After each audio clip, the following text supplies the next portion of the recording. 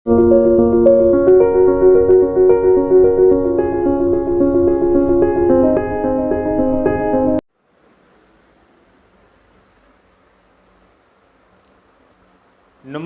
जय हिंद, सत श्री अकाल, अस्सलाम वालेकुम। दोस्तों, आज हम लोग बात करने वाले हैं बेहद बेहद ख़ास टॉपिक पे, जिसका नाम है कि what will be the career after 10th। 10वीं के बाद आपका करियर क्या हो सकता है। कुछ लोगों के मन में पैसिनेशन रहता है कि भाई हम साइंस लेंगे, और साइंस में भी लेंगे तो एक बायोलॉजी जाएगा, एक जाएगा मैथमेटिक्स। कुछ लोग कहते हैं नहीं नहीं नहीं नहीं, हम तो लेंगे भाई, क्या लेंगे, आर्ट्स लेंगे।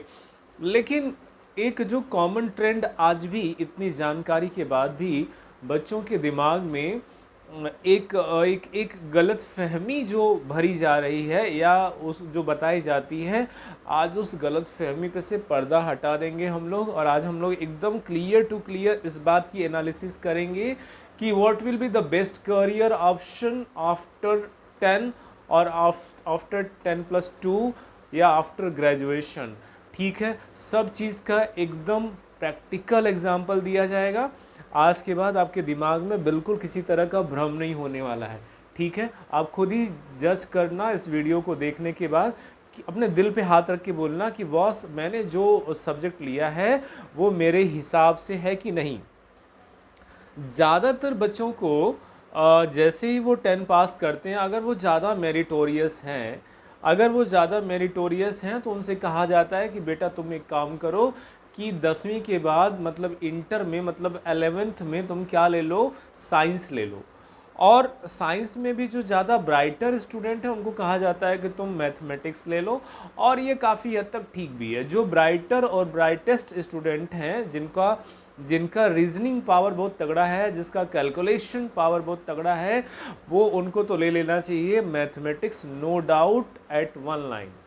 लेकिन अब जो दूसरी कैटेगरी बचती है कि जिन बच्चों का मैथमेटिक्स कमज़ोर है लेकिन साइंस अच्छा है, साइंस मतलब फिजिक्स केमिस्ट्री अच्छी है, उनको कहा जाता है कि बेटा एक काम करो, तुम क्या ले लो, तुम ले लो साइंस में बायोलॉजी ले लो। तो 10 के बाद वो बायोलॉजी स्ट्रीम ले लेता है। ये भी बात काफ़ी हद तक ठीक और प्रैक्टिकली अप्लाइड है।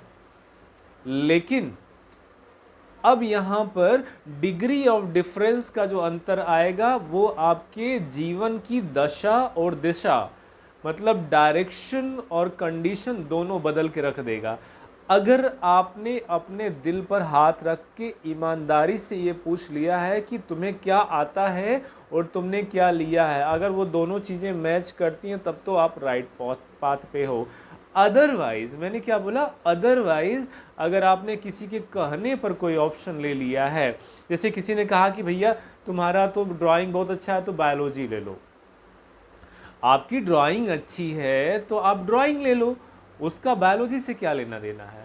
बायोलॉजी में थोड़ा सा डल भी इमेज बनेगा तो चल जाएगा। लेकिन अगर आप अपना करियर डॉक्टर के तौर पे बनाना चाहते हो, या लाइफ साइंस में, या माइक्रोबायोलॉजी में, या बायोटेक्नोलॉजी में, तो वहाँ पर तो ड्राइंग से ज़्यादा दूसरे एनालिटिकल और विजुअल जो है स्किल की ज़रूरत पड़ेगी।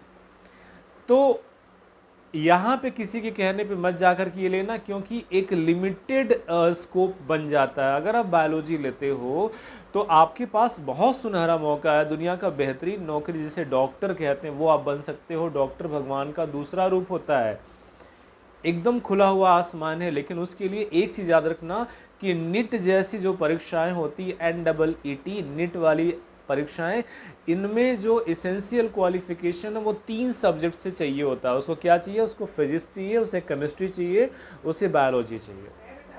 अगर बायोलॉजी जो है उसकी अच्छी है और फिजिक्स केमिस्ट्री कमज़ोर है, तो क्या करेगा कि वो बाकी चीज़ों में लैग करेगा, बाकी चीज़ों में फेल करेगा, तो उसका ओवरऑल जो है सिलेक्शन वो अच्छे कॉलेज नहीं मिल पाएगा। लेकिन अगर बायोलॉजी के साथ फिजिक्स केमिस्ट्री अच्छी है तो उसे मेडिकल की दुनिया में उसका स्वागत है। चलिए बातों के साथ में थोड़ा सा कुछ आंकड़ों पे बात करते हैं। मैं यहाँ पे लिख देता हूँ, what career option after 10th और 10+2। मैंने लिखा है कि इसमें करियर ऑप्शन क्या होगा, ये बिग क्वेश्चन है। आपके सामने दो स्ट्रीम आते हैं, एक आते हैं साइंस और दूसरा आता है आर्ट्स। साइंस के सब्जेक्ट में आप सभी जानते हो क्या आता है, बेसिकली फिजिक्स आएगा, जिन्हें आप भौतिकी कहते हैं।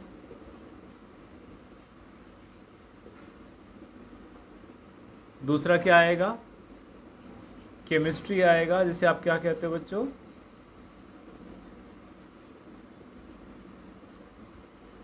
जिसे आप रसायन कहते हो, रसायन विज्ञान।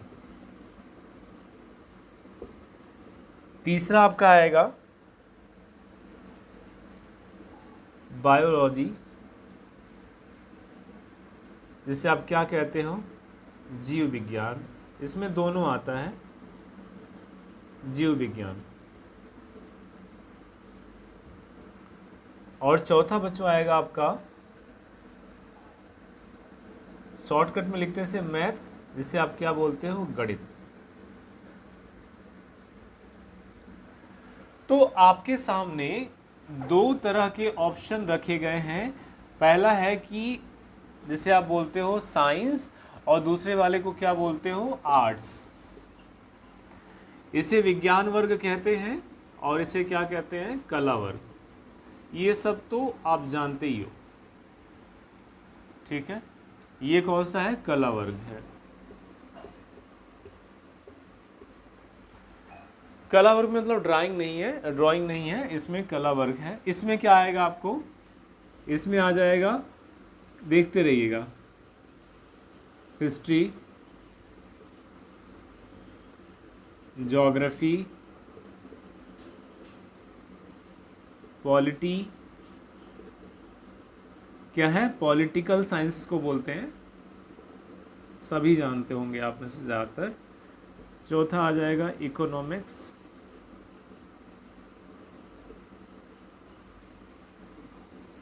हिंदी आ जाएगा,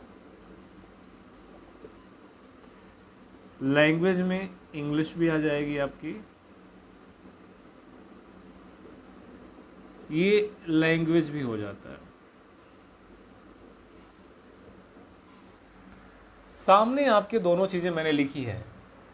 अब इन दोनों में ज़्यादातर लोगों का ये कहना है कि अगर आपने साइंस ले लिया तो आपका बड़ा रुतबा है, बड़ा सम्मान है सोसाइटी में, और अगर आपने आर्ट्स ले लिया तो भैया आप क्या हो, एक नंबर के DONKEY हो, माने गधे हो। ऐसा मिसकंसेप्शन समाज में अभी भी बना हुआ है, इसी को दूर करने के लिए ये वीडियो बनाया गया। तो जो लोग ये कहते हैं उनको मेरा सीधा सा जवाब मिलने वाला है। आज के बाद आप उनको भी बताइएगा एकदम प्रूफ के साथ में कि क्या सच्चाई है। सही बात है कि जो लड़के एकदम ब्रिलियंट यानी विलक्षण बुद्धि के होते हैं वो साइंस में मैथ्स लेके IIT कर लेते हैं और बायो लेकर के PMT और NEET कर लेते हैं, मतलब डॉक्टर और इंजीनियर बन जाते, एकदम तेज दिमाग, बताने से पहले ही वो आंसर लगा के बैठे हैं। ये मेधा नेचुरल है, गॉड गिवन है, ये रट करके नहीं आ सकती है, ये बात आप समझ लीजिएगा। उन्हें निकाल दिया, सबसे क्रीम वाले बच्चे। दूसरे बच्चों को कहते हैं कि अगर आप उनसे थोड़ा सा कम बुद्धिमान है तो आप कॉमर्स ले लेंगे। फिर सुनिएगा कि कॉमर्स में भी जो गणित के जो एवरेज बच्चे होते हैं वही जा सकते हैं। पूरा जीवन भर गणना करनी है आपको। कॉमर्स और इकोनॉमिक्स में आपके कैलकुलेशन है, स्टैटिस्टिक्स है, ये सारी चीज़ें हैं। तो भूल कर भी ये मत सोचिएगा कि कॉमर्स और स्टेट में चले गए तो मतलब बिना मैथ्स के काम हो जाएगा। जाएंगे पास तो हो जाएंगे, मतलब क्लास डक जाएंगे, कक्षा डका दिए जाएंगे उठा करके, लेकिन भविष्य नहीं बन पाएगा, ठीक है। अगला जो तीसरा जो सब्जेक्ट है वो कहते हैं कि भाई इसमें हमारा जो आएगा वो कहते हैं कि बायोलॉजी। बायोलॉजी मैंने बताया कि केवल जिन बच्चों का फिजिक्स और केमिस्ट्री अच्छा है उन्हीं बच्चों की बायोलॉजी मानी जाएगी, अदरवाइज बच्चों की बायोलॉजी किसी काम की नहीं है, वो केवल बीएससी और एमएससी करने का के काम में बचेगी। और बीएससी एमएससी करने का मतलब ये है कि उतना धैर्य चाहिए जो आपको एक वैज्ञानिक बना दे, एक साइंटिस्ट बना दे। कम से कम 8-9 साल की लगातार कंटिन्यूअस पढ़ाई आपको वैज्ञानिक बना सकती है, वहाँ भी एक संभावना, लेकिन 8-9 साल पेशेंट रखना है आपको पीएचडी तक। ठीक है, तो ये तो हो गया। इसमें साइंस में आपको क्या एक्स्ट्रा करना है, साइंस में आपको क्या एक्स्ट्रा करना, मैं इसको एक्सप्लेन कर रहा हूँ। देखिए कैसे साइंस में क्या एक्स्ट्रा करना है। साइंस में एक्स्ट्रा अटेंशन आपको यहां देना है कि आपको एक्स्ट्रा अटेंशन साइंस में जो देना है वो देखिए ये है, आपको टीचर चाहिए, टीचर वो भी क्वालिफाइड, क्वालिफाइड टीचर चाहिए आपको। और क्वालिफाइड टीचर में आपको ये हर जगह अवेलेबल कम है। इसी में आपको चाहिए ट्यूशन, क्या चाहिए आपको, ट्यूशन चाहिए। तो अगर 3 सब्जेक्ट है और आपने स्कूल में पढ़ा 5 आवर प्लस कम से कम 4 आवर आपने ट्यूशन में पढ़ा, तो आप 9 आवर में क्या करोगे, 9 आवर्स में आप केवल एवरेज स्कोर कर पाओगे। फिर से ध्यान से सुनिएगा कि 9 आवर में एवरेज स्कोर कर पाओगे, किसमें, साइंस में। यहां पे आइए, यहाँ पे आर्ट्स में ये आपकी जो आर्ट्स का सब्जेक्ट होता है वो आपके समाज से आपको जोड़ता है। इतिहास आपका पिछला बताता है, भूगोल आपके अगल बगल की जलवायु, मिट्टी और कंटिनेंट, समुंदर, नदियाँ, झील, झरने, ये आपको बताता है। ज्योग्राफी मतलब आपको कनेक्ट करता है। सोशियोलॉजी, सोशियोलॉजी आपको समाज से कनेक्ट करता है। इकोनॉमिक्स आपके पैसे की व्यवस्था है, मतलब ये कनेक्टेड सब्जेक्ट है। फिर से मैं यहाँ लिख रहा हूँ कि this is what, connected subject. तो और इसमें आपको फ़ायदा क्या है, आपको चाहिए कि नो एडिशनल, आपको अतिरिक्त क्या नहीं चाहिए, नो एडिशनल ट्यूशन, ये अपने से आप पढ़ लोगे तो एक अच्छी बात हो गई। दूसरी कि नॉर्मल मतलब कि एवरेज टाइम चाहिए, एवरेज रीडिंग में आप इसको अच्छा कर लोगे। एवरेज रीडिंग में आपका आर्ट्स बहुत अच्छा स्कोर करने वाला है। अगर आप 1-1 घंटे भी पढ़ते हो, 3 का ही कॉम्बिनेशन बनता है, मान लो एक और ले लूँ 4 घंटे, तो 4 घंटे में आपका बढ़िया खासा पढ़ाई हो जाएगा। तीसरा हो जाएगा कि आपके पास समय बचेगा, ठीक है, आपके पास क्या बचेगा बच्चों, बैलेंस टाइम बचेगा। बैलेंस टाइम में आप क्या कर सकते हो, आप एडिशनल क्या कर सकते हो बच्चों, करंट अफेयर पढ़ लो। बैलेंस टाइम में आप करंट अफेयर्स पढ़ लो। जगह कम है, इतने मैंने आपको एक्सप्लेन किया है कि अगर आप आर्ट साइड लेते हो, आर्ट्स के सब्जेक्ट लेते हो, history, geography, polity, economics, social science, life science, अगर आप ये लेते हो तो आप इन सब्जेक्ट को अपने चारों ओर महसूस करते हो। आपको बहुत ज़्यादा ट्यूशन की ज़रूरत नहीं होगी। आप खुद के थोड़े प्रयास से, थोड़ा ऑनलाइन के प्रयास से अपना ग्रूम अप कर सकते हो। जहाँ पर ये साइंस के बच्चे 9 घंटे पढ़ने के बाद एवरेज बनने की कोशिश में परेशान रहेंगे, वहीं पर आप 4 घंटे की पढ़ाई के बाद धुआं मचा देने वाले हो, गर्दा मचा देने वाले हो, एकदम बवाल कर देने वाले हो स्कोर वाइज। और अगर आपने बचे हुए टाइम को यूटिलाइज़ किया भविष्य को देखते हुए, तो आप क्या कर सकते हो, यहाँ पर करंट अफेयर पढ़ लीजिए, इसके बाद बाकी न्यूज़पेपर पढ़ लीजिए। और इनसे आप क्या करोगे, अपने भविष्य में जिसको सिविल में जाना है, पब्लिक एडमिनिस्ट्रेशन में जाना है, वो छात्र अपना करियर बेहतरीन तरीके से ऑप्ट कर सकते हैं। और फॉर योर काइंड इन्फॉर्मेशन मैं आपको एक बात बता दूं कि एक कलेक्टर, एक डीएम, एक एसडीएम, एक डिप्टी एसपी, एक एसएसपी, एक फॉरेन मिनिस्ट्री का एक ऑफिसर, इन लोगों के अंडर हज़ारों डॉक्टर, हज़ारों इंजीनियर काम करते हैं। मैं पेशे को बड़ा या छोटा नहीं कह रहा हूँ, मैं बस इतना कह रहा हूँ कि एक औसत में आर्ट के सब्जेक्ट को पढ़ के ही आपका बेड़ा पार होने वाला है।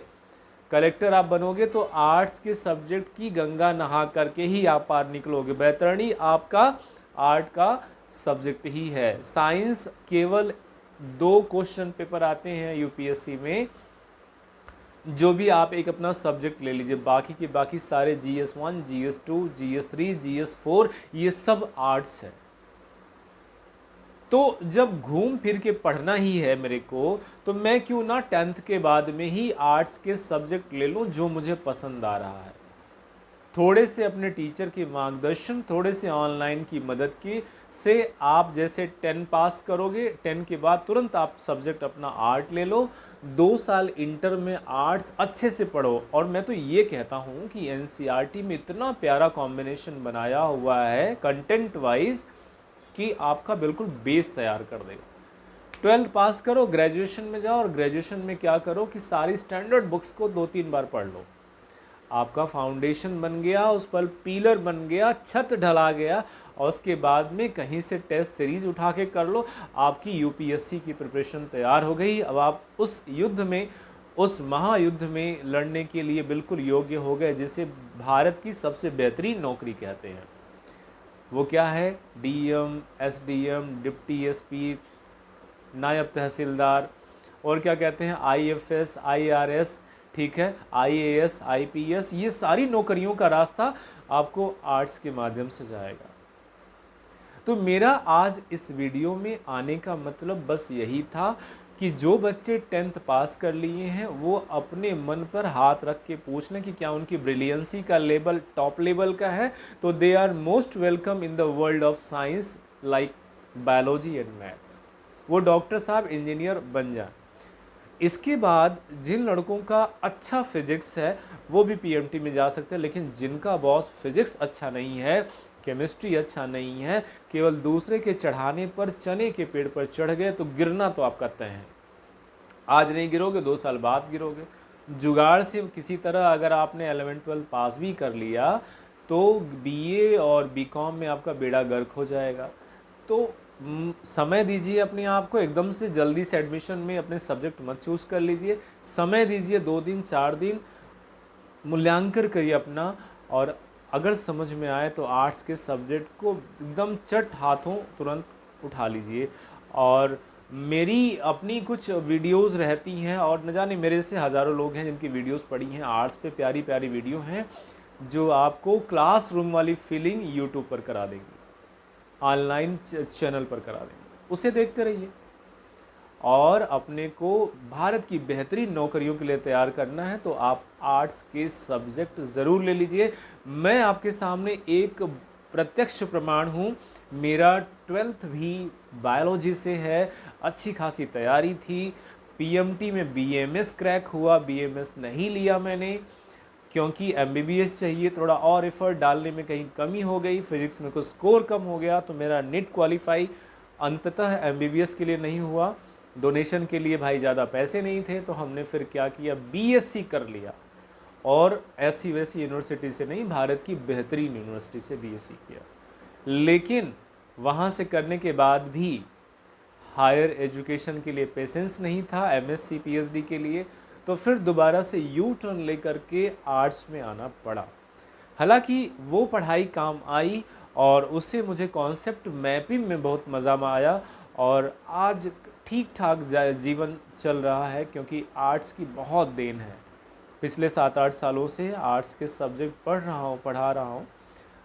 तो जब यही काम करना है तो क्यों ना 10th के बाद कर ले। इतनी लंबी U-टर्न लेकर के जीवन के महत्वपूर्ण सालों को क्यों स्पॉइल करें। अपनी क्षमता को पहचानिए, अपने दिल से पूछिए, और मन की आवाज़ पर एक फ़ैसला करिए जो आपके जीवन की दशा और दिशा दोनों बदल देगा। उम्मीद करता हूं कि मेरे इस वीडियो का मोटिव, मेरे इस वीडियो का संदेश आपको समझ में आया होगा। अगर आपके कोई क्वेश्चन, क्वेरी या सजेशन हो तो इनबॉक्स में ज़रूर लिखिएगा। और मेरी बात को अगर प्रूफ करना है तो आप जा कर के नेट पे सर्च कर लीजिए कि जो यूपीएससी यानी आईएएस यानी आईएएस और स्टेट पीसीएस की नौकरी में जो टॉपर बच्चे हैं, जो टॉपर बच्चे हैं ज़्यादा वॉल्यूम में, ज़्यादा संख्या में, वो किस स्ट्रीम से थे और यूपीएससी का सिलेबस क्या है। इसी तरह से हो अपने जोश को बरकरार रखिए और जी जान से लग जाइए तैयारी में। फिर आपके लिए मेंटरशिप करने के लिए आते रहेंगे। तब तक के लिए जय हिंद।